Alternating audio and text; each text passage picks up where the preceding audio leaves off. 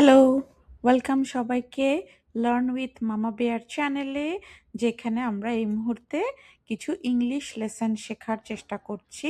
তাই জন্য আমরা সেশনগুলোকে বলছি কি, let's do some English with মামা বেয়ার, রাইট? ওকে, সো তোমাদের সাথে আছি আমি মামা বেয়ার।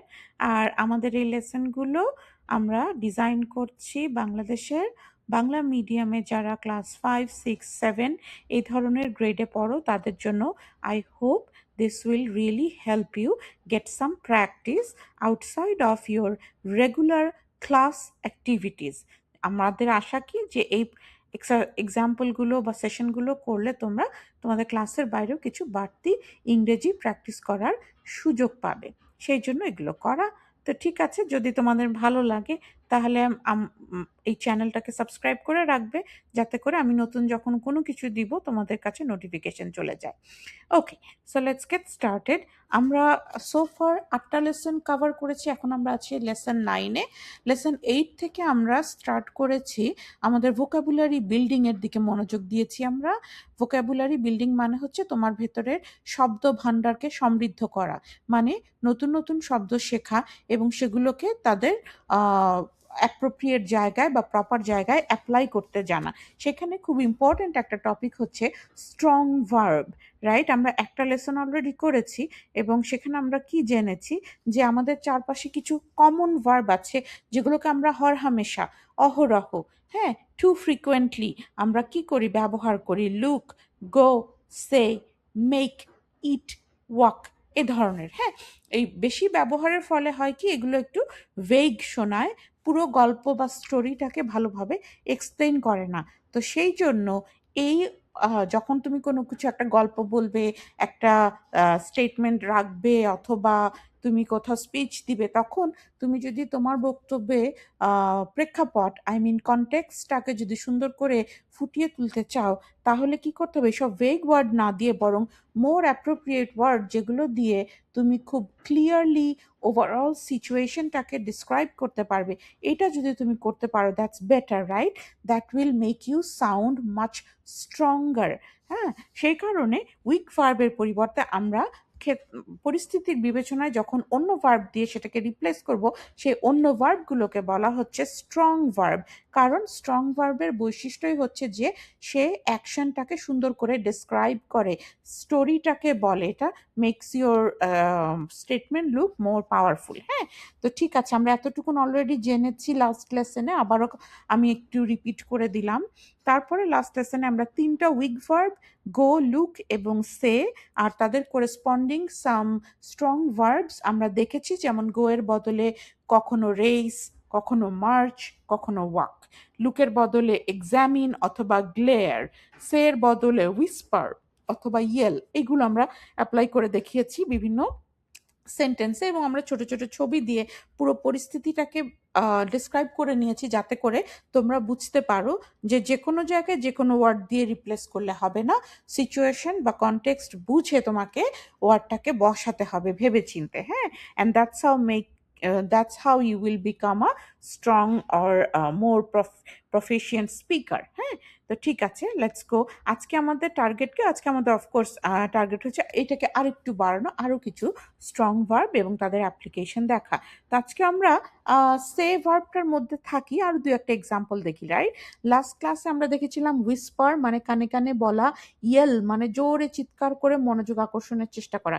এই দুটো অ্যাপ্লিকেশন সে ভার্বের দেখেছিলাম। তো চলো আর একটু কিছু অ্যাপ্লিকেশন দেখি সে নিয়ে। হ্যাঁ, এখানে দেখো, আমরা ছবিতে দেখতে পাচ্ছি কি, একজন কোচ জোরে চিৎকার করে তার প্লেয়ার দেখে কিছু একটা বলছেন যে এটা করো, দৌড়াও, জোরে দৌড়াও, তোমরা পিছিয়ে পড়তেছো কেন, রাইট? তো সেরকম কাজেই আমরা প্রথম সেন্টেন্সে লিখলাম এরকম, দ্য কোচ সেইড রান ফাস্টার, আরো জোরে দৌড়াও। হ্যাঁ, কোচ এই কথা বলছেন। এখন কোচ যখন বলেন কোনো কিছু, সেটা কিন্তু প্র্যাকটিস সেশনে বলো আর মূল, তোমরা যারা খেলা দেখেছো জানো যে যখন খেলা চলতে থাকে কি হয়, যে মাঠের বাইরে থেকে কোচ চিৎকার করে বলতে থাকে, তার মানে কি, ওটা শুধু নর্মাল সে না বলে আমরা যদি বলি শাউট করেছিলেন, SHOUT, শাউট, রাইট? চিৎকার করে বলছিলেন। কারণ কি, শুধু বললে তো হবে না, যাতে যারা খেলছে তাদের কান পর্যন্ত যাতে পৌঁছায় সেটা করতে হবে। So the coach shouted run ফাস্টার, আরো জোরে দৌড়াও। হ্যাঁ, এটা শাউট করে কোচ বলছেন, সেই জন্য আমি এরকম একটা ছবি পিক করেছি যাতে করে শাউটটাকে আমাদের স্টোরির সাথে অ্যাসোসিয়েট করতে সুবিধা হয়। তাহলে শাউট আর ইয়েল, লাস্ট টাইম যেটা ইয়েল আমরা পড়েছিলাম যে বাচ্চাটা মার কাছে হেল্প চাইছে, ইয়েল করছে। তো শাউট আর ইয়েল খুব কাছাকাছি মিনিং, YELL ইয়েল, এই যে তোমরা এখানে দেখতে পাচ্ছ এই যে ইয়েল কথাটা, আর শাউট কাছাকাছি মিনিং। ইয়েলের মধ্যে অনেক সময় ঘৃণা, ভয়, এগুলো, ভয় না, ঘৃণাটা থাকতে পারে, রাগ থাকতে পারে। শাউটটা মোর লাইক যে মনোযোগ আকর্ষণের জন্য, এখানে ঘৃণাটা একটু কম থাকে আর কি। হ্যাঁ, বা সাধারণত রাগ হয়েছে এটা বোঝানোর জন্য শাউট শব্দটা আমরা বলি না। শাউট জাস্ট তোমাকে জোরে কথা বলে কেউ তোমার মনোযোগ আকর্ষণের চেষ্টা করছে। হ্যাঁ, তবে shout, I shouted at you, এটাতে অনেক সময় আবার আমি তোমাকে বকাবকি করলাম সেটাও মিন করে, তো ওটা নিয়ে আমরা অন্যদিন কথা বলবো। ওকে, সো সে ভার্বের পরিবর্তে শাউট ভার্ব ইউজ করা যেতে পারে যখন এটাকে জোরে চিৎকার করে বলা বোঝানো হবে। ওকে, লেটস মুভ অন। এখানে আমরা দেখতে পাচ্ছি ছবিতে কি একটা বাচ্চা একটা সাপ দেখে দৌড়ে পালাচ্ছে, এবং সে তার বন্ধু বান্ধব যারা আছে, বাচ্চাটার নাম বোধহয় টম, তো টম বলছে, Tom said, there is a snake over there, run. হুম, তো এখানে টম কি বলছে যে একটা সাপ আছে এখানে, দৌড়াও, পালাও এখান থেকে। হ্যাঁ, আচ্ছা, টম যখন এই কথা বলছে, রাইট, সাপ দেখে ভয় পালাচ্ছে এবং তার বন্ধুদেরকে সতর্ক করার চেষ্টা করছে, তখন কিন্তু এখানে সে বলাটা বা সেড বলাটা খুব বেশি অ্যাপ্রোপ্রিয়েট না। হ্যাঁ, তো ও তো খুব শান্তভাবে দাঁড়িয়ে থেকে যেমন টিভি টক শোতে যেমন মানুষ কথা বলে সেরকম কিন্তু করছে না। সে দৌড়াতে দৌড়াতে, সে ইমোশনালি, সে খুবই ট্রিগার্ড, এবং সে কি করছে, সবাইকে সতর্ক করতে চাচ্ছে, সাথে সে একটু ভয়ও পেয়েছে।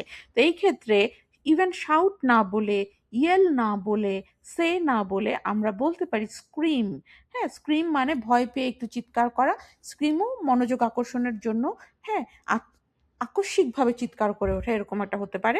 তো সেই ক্ষেত্রে আমরা স্ক্রিম ব্যবহার করতে পারি যখনই আমাদের জোরে কোনো কিছু বলবো, সেখানে ভয়, হ্যাঁ, এই শব্দটা থাকবে, বা ঘৃণার অনুভূতি অনেক সময় থাকতে পারে, সেখানে আমরা স্ক্রিম বলতে পারি, খুব জোরে চিৎকার করে ওঠা। হ্যাঁ, তো স্ক্রিমের অফকোর্স পাস্ট ফর্ম দিচ্ছি যেহেতু আমাদের মূল সেন্টেন্সটাতে সেইড ছিল, সো স্ক্রিমের শেষে ইডি লাগিয়ে দিলে পাস্ট ফর্ম হয়ে যায়। সো আমরা এখানে সেন্টেন্সটাকে চেঞ্জ করে এখানে নিচে লেখো বড় লেখাটা, তা আমরা দেখতে পাচ্ছি Tom screamed, there is a snake, run, right? So স্ক্রিমের ব্যবহারটা তোমরা দেখলে। আর সো ফার যেহেতু আমরা সে ভার্বটাকে ব্যবহার করছি, তোমরা খেয়াল করেছো যারা, তারা দেখবে যে প্রত্যেকটাই কিন্তু আমরা ডাবল কোট এর ইউজ দেখতে পাচ্ছি, অর্থাৎ এখানে বেশ কিছু সবগুলো সোফা, সবগুলো এক্সাম্পল কি আমাদের ডায়ালগ, কারণ কি এখানে কেউ না কেউ কিছু না কিছু বলছে। যখনই কথোপকথন হয় বা কেউ কাউকে কিছু বলছে, তখন আমরা এই ডায়ালগ ফর্মটাকে দেখতে পাই। ডায়ালগ ফর্মের কমন ফর্ম্যাটটা কি, সে, সেইড, বা এর সের অ্যাপ্রোপ্রিয়েট যে স্ট্রং ভার্বগুলো আছে সেটার পর আমরা একটা কমা দিয়ে ডায়ালগটাকে শুরু করব, এবং পুরো ডায়ালগটা শুরু থেকে শেষ পর্যন্ত ডায়ালগটা কি হবে, ডাবল কোটের মধ্যে ইনক্লুডেড থাকবে। হ্যাঁ, ডাবল কোটের মধ্যে পুরে দিতে হবে, কারণ এটা একটা কোনো একটা ব্যক্তির বক্তব্য। আচ্ছা, এরপরে আমরা সে নিয়ে আরেকটা এক্সাম্পল আছে, এটা দেখে আমরা অন্য ভার্বে যাচ্ছি। আচ্ছা, এখানে দেখো, মনে করো এটা একটা তোমার বন্ধু মিনা, তুমি মিনার বাড়িতে বেড়াতে গেছো, এখন তুমি বাসায় চলে আসতে চাচ্ছ, তখন মিনা তোমাকে কি করছে জানো, বলছে যে এখনই যেও না, এত তাড়াতাড়ি চলে যেও না, রাইট? তো সেটাকে আমরা এখানে প্রথম সেন্টেন্সে বলছি, Meena said, please don't leave so soon, এত তাড়াতাড়ি যেও না। হ্যাঁ, দেখো এখন মিনা, অফকোর্স মিনা এটা বলেছে, এই মিনা সেইড এই সেন্টেন্সটা পারফেক্টলি গ্রামাটিক্যালি কারেক্ট, বাট তোমার এখানে প্রবলেমটা কি, যে মিনার যে আকুতি, মিনার যে অনুভূতি, সেটা কিন্তু ঠিক সে ভার্বটা দিয়ে ধরা যাচ্ছে না। হ্যাঁ, আমরা বললাম কি মিনা আমাকে কি করছে, আকুতি করছে, অনুরোধ করছে। তো এই ক্ষেত্রে অনুরোধ করার আরেকটা জন্য আমরা আরেকটু ভালো একটা ভার্ব ইউজ করতে পারি সের পরিবর্তে, সেটা হচ্ছে বেগ, BEG, বেগ। হ্যাঁ, বেগ মানে কি, অনেক সময় আমরা বলি প্রার্থনা করা, চাওয়া। তো এটা এক ধরনের চাওয়া, তোমার কাছে সে বেগ করছে যে প্লিজ আর একটু থাকো, আর একটু খেলি, এরকম আর কি। হ্যাঁ, সো এখানে আমরা সেইডের পরিবর্তে বেগের পাস্ট ফর্ম বেগড সেটা ব্যবহার করছি। Meena begged, please don't leave so soon. Again, it's another dialogue. That's why the statement, please don't leave so soon, is included inside a double quotation, and we have used a comma right after the word begged. Okay, যাই হোক, তো আমরা আবার বাংলায় ফেরত আসি। সে এর corresponding একটা স্ট্রং ভার্ব হতে পারে বেগ। সো আমরা দেখলাম সে ভার্বটা, যেটা কিনা একটা one of the weak verbs, right, তার পরিস্থিতি বুঝে তার করেসপন্ডিং কিছু স্ট্রং ফরম্যাট কি হতে পারে? বেগ হতে পারে, স্ক্রিম হতে পারে, শাউট হতে পারে, ইয়েল হতে পারে, হুইসপার হতে পারে, আরও অনেক কিছু হতে পারে। তো আজকে সের এক্সাম্পল আমরা এতটুকুনি রাখি। আমরা নতুন আরেকটা ওয়ার্ডে যাই। নতুন আমাদের ওয়ার্ডটা হচ্ছে মেক। হ্যাঁ, এবং মেকের কথা মনে হলে যে মেক মানে তো তৈরি করা, আমরা জানি। হ্যাঁ, তখন কি তৈরি করছে সেটার উপর ডিপেন্ড করে কিন্তু আমরা আসলে ভিন্ন ভিন্ন ওয়ার্ড ইউজ করতে পারি, বা ভিন্ন ভিন্ন ধরনের more interesting colourful verb use করতে পারি, কারণ মেক নিজে তো একটা ভার্ব, রাইট? সো এখানে দেখো আমি একটা এক্সাম্পল পিক করেছি যে মা কেক বানাচ্ছেন কি জন্য? মেয়ের বার্থডে বা ছেলের বার্থডে সেটা উদযাপনের জন্য। তো প্রথম সেন্টেন্স আমি লিখেছি, my mom is making a cake for my birthday. আমার মা ইজ মেকিং তৈরি করছেন একটা কেক আমার বার্থডের জন্য। হ্যাঁ, তো এখন এখানে দেখো, আচ্ছা একটা জিনিস খেয়াল করে, এখন পর্যন্ত আমরা প্রিভিয়াসগুলোতে পাস্ট টেন্স ইউজ করছিলাম, এটাতে আমরা প্রেজেন্ট কন্টিনিউয়াস টেন্স মানে বর্তমানে চলছে এরকম একটা ঘটনা বর্ণনার চেষ্টা করছি। এই জন্য সেন্টেন্সটা ইজ মেকিং, তাই না? মেক ভার্বের সঙ্গে আইএনজি যোগ করেছি এবং এ করে আমরা কন্টিনিউয়াস ফর্মটা তৈরি করেছি। এই ভার্বের বা টেন্সের এই বিভিন্ন ফরম্যাট নিয়ে আমরা অন্য সময় কথা বলবো। আই হোপ তোমাদের বেসিক্সগুলো ক্লিয়ার আছে, তারপরে আমরা আরও এক্সাম্পল করব। বাট আজকে আমাদের ফোকাস তো টেন্স নয়, ফোকাস হচ্ছে স্ট্রং ভার্ব আর উইক ভার্ব শেখা। তো আমরা এখানে দেখলাম যে হ্যাঁ, মা আমার জন্য কেক বানাচ্ছেন, and that's perfectly fine. Again সেন্টেন্সটা পারফেক্টলি গ্রামাটিক্যালি কারেক্ট, সব কিছু বোঝা যাচ্ছে। আমরা যেহেতু বুঝি যে কেক একটা খাবার, সো কেক তৈরি করছেন, কোনো সমস্যা নেই বলার জন্য। বাংলায়ও সম্ভবত তৈরি শব্দটা বেশ অ্যাপ্রোপ্রিয়েট, কিন্তু ইংলিশে ওরা বলছে যে এখানে যেহেতু একটা খাবার তৈরি করছেন, এবং কেকটাকে সাধারণত কি করা হয় জানো? এটাকে এটাকে কিন্তু ফ্রাই করে না, এটাকে ওভেনে বেক করা হয় বা বিভিন্ন ফরম্যাটে এটাকে গরম দিয়ে তারপরে এটাকে কিছুক্ষণ রেখে টেখে তৈরি করা হয়। তো এই পুরো প্রক্রিয়াটাকে বলা হয় বেক, BAKE, বেক। হ্যাঁ, সেটা ওভেনে বেক করুক বা অন্য কোনো ফরম্যাটে বেক করুক। সো কেকের সাথে আসলে মোর অ্যাপ্রোপ্রিয়েট ভার্ব যেটা যায় সেটা হলো বেক। তো কাজেই আমরা এরকম করে মায়ের ক্ষেত্রে, এখানে মেক না বলে আমরা বলতে পারি বেক। তাহলে আমরা যদি মেকের পরিবর্তে বেক বসিয়ে দিই তাহলে কেমন শোনায় দেখো?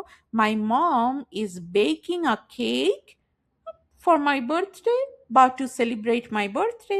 যাই হোক, আমি ইচ্ছে করেই ফর না বলে টু সেলিব্রেট আর একটু অন্যভাবে বলেছি যে আমার বার্থডে উদযাপন করার জন্য মা কেক বেক করছেন। হ্যাঁ, ইটস ওকে। আমাদের ফোকাসটা মূলত মেকের বদলে আমরা কি করে বেকটাকে ব্যবহার করলাম। তো যখন খাবারটাকে ওই যে কিছুক্ষণ ধরে বেক করে তৈরি করতে হবে, তাহলে তখন আমরা মেকের বদলে ইজিলি বেক ইউজ করতে পারি। আচ্ছা, আরেকটা এক্সাম্পল দেখি। কুক। আচ্ছা, মেকের বদলে কুক। মনে করো তুমি আর তোমার বাবা মিলে ডিনার তৈরি করছো আজকে রাতের জন্য, কারণ আজকে তোমাদের টার্ন না ডিনার তৈরি করার। তাহলে এখানে তুমি বললে dad and I are making dinner. বাবা এবং আমি মিলে আজকে রাতের খাবারটা তৈরি করছি। আচ্ছা, কোনো সমস্যা নেই, making dinner is perfectly fine. But যেহেতু তোমরা ডিনারটা তৈরি করছো, maybe there is some cooking involved. তো এখানে মেকিং না বলে আমরা কুকিং বলতে পারি। Dad and I are cooking dinner. দেখেছো? হ্যাঁ, এখানে ওই যে আমাদের মূল ঘটনাটা কি, আমরা ডিনার তৈরি করছি, আমরা কোনো ব্রিজ মেক করছি না, আমরা কোনো অন্য কোনো কাজ মেক করছি না, আমরা করছি কি একটা ডিনার তৈরি করি। ডিনার তৈরির সাথে কুক ভার্বটা খুবই ক্লোজলি অ্যাসোসিয়েটেড বা রিলেটেড। সেই ক্ষেত্রে আমরা তাহলে মেকের বদলে সহজেই কুক দিয়ে এটা বলে দিতে পারি যে dad and I are cooking dinner. Okay, তাহলে এখানে এক্সাম্পল শর্ট করার জন্য আমি করলাম কি, কয়েকটা স্যাম্পল ভার্ব একসাথে দিয়ে দিলাম, যেটা মেকের, যখনই ফুড রিলেটেড কথা আসবে তুমি মেক না বলে এই ধরনের ভার্বগুলো বলতে পারো। যেমন এখানে আমি বলছি, we are cooking food, we are heating leftovers, we are preparing sandwiches, we are assembling a salad. Right, আমরা কুক করছি food, we are cooking food. We are heating leftovers মানে বাকি যে খাবারগুলো ছিল সেগুলোকে গরম করছি, আমরা তো গরম করে অনেক সময় খাই, তাই না? So heating leftovers. We are making leftovers বলাটা অবশ্য মোটেই ভালো যায় না। তারপরে আর কি হয়, অনেক সময় আমরা স্যান্ডউইচ বানাই, তাই না? আমরা বাংলায় বলি বানাই বা তৈরি করছি, সেটাকে ইংলিশে আমরা এখানে বলতে পারি প্রিপেয়ারিং। উই আর মেকিং স্যান্ডউইচও বলা যায়, উই আর প্রিপেয়ারিং স্যান্ডউইচও বলা যায়। আচ্ছা, তারপরে কি লাস্টের এক্সাম্পল হচ্ছে আমরা স্যালাড প্রিপেয়ার করছি বা স্যালাড মেক করছি। এখন স্যালাডে কি হয় যে বিভিন্ন রকমের উপকরণকে একসাথে মিলিয়ে জিনিসটাকে তৈরি করা হয়। তো এটা কি ইংলিশে আমরা বলতে পারি we are assembling a salad. মানে যখন অনেক কিছুকে জোড়াতালি দিয়ে মিক্স করে তুমি একটা কিছু তৈরি করবে, সেটাকে অ্যাসেম্বল করা বলা হয়। হ্যাঁ, মূল ভার্বটা হলো অ্যাসেম্বল, ASSEMBLE। আমরা এখানে কন্টিনিউয়াস ফর্মে ইউজ করার জন্য ওই ইটা উঠিয়ে আইএনজি দিয়েছি। We are assembling a salad. দেখেছো?